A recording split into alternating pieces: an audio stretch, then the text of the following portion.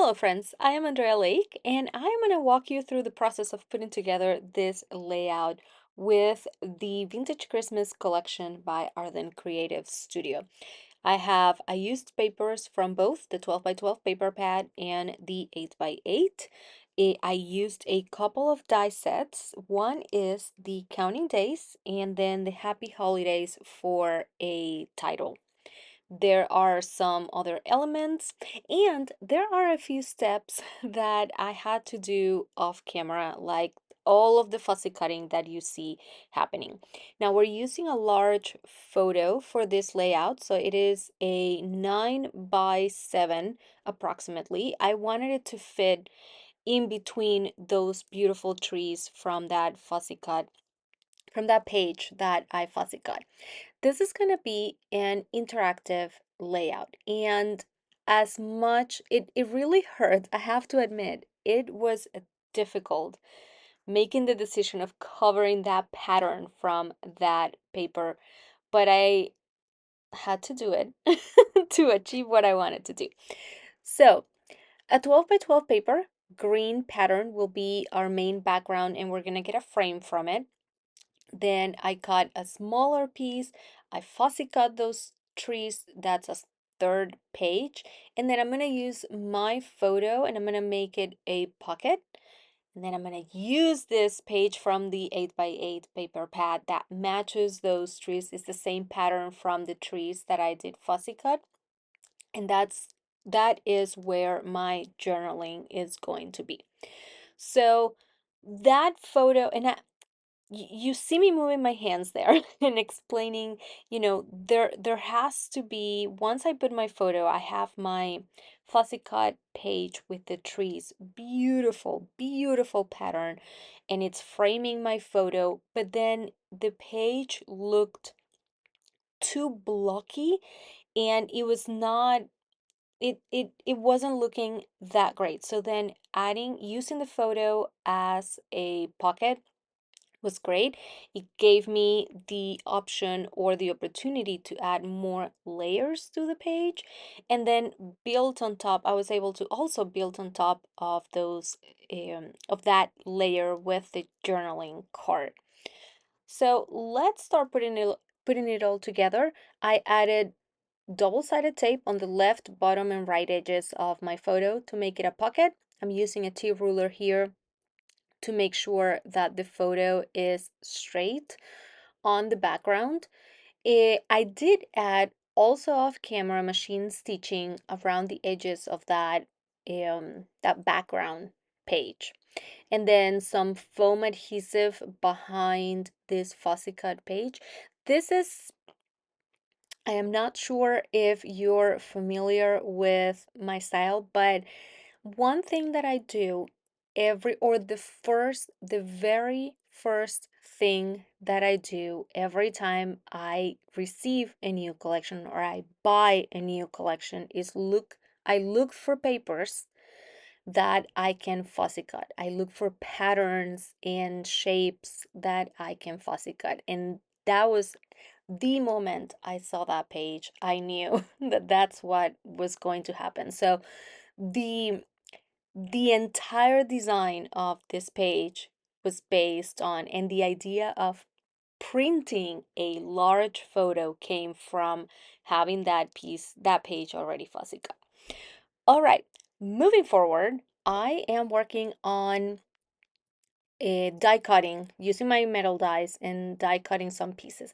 I'm gonna die cut this title. I'm using the Happy Holidays one, and the numbers, it's going to be 2016. I am cutting two of each. My original idea was to actually die cut three of each piece and then layer them to get a very thick piece. But that wasn't really necessary. I used a thick enough paper that two layers was enough to get you know, the thickness, the final thickness that I wanted. So now I'm adding my glue, so liquid glue, and then overlapping or layering these two pieces to get just a thicker one. And this doesn't really take that long. You're just die cutting double and then just spending a few extra minutes adding liquid glue to make sure that you get a piece that looks super fun and that ends up adding more dimension to your page.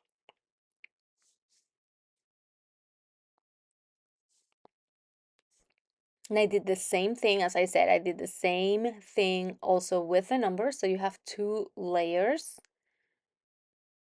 and then adhering them to my background, then more liquid glue to add this piece to what's going to be my journaling card.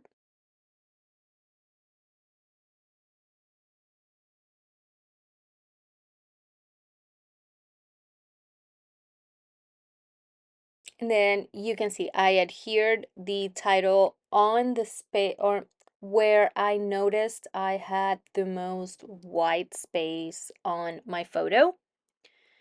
Then adding some rub-ons. These are not going to really pop, but it's just one more thing, one more layer of interest, extra details that you add to your page.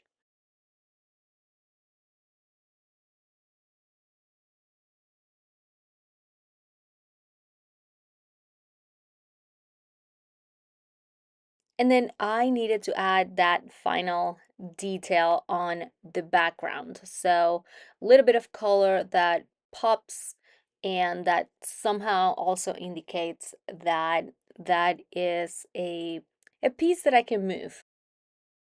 Then two trios of enamel dots.